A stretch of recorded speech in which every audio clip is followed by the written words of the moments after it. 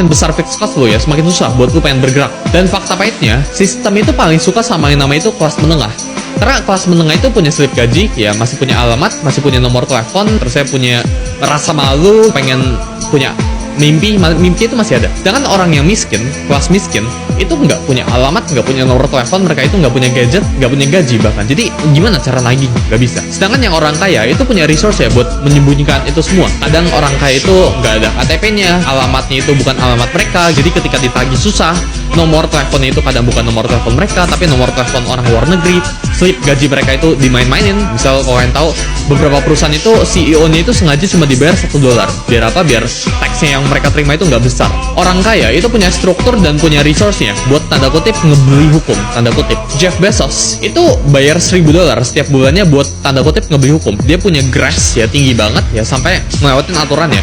Tapi karena Bezos ini orang kaya, dia tinggal bayar aja fine-nya. Dia tinggal bayar aja ya pemerintah biar ya sesuai aturannya. Orang miskin itu nggak bisa di-abuse karena orang miskin itu nggak bisa diperas apa-apa.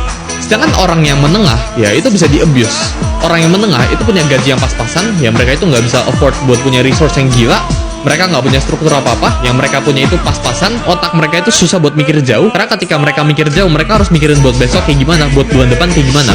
Otak mereka itu mikirinnya itu from month to month, ya dari paycheck to paycheck.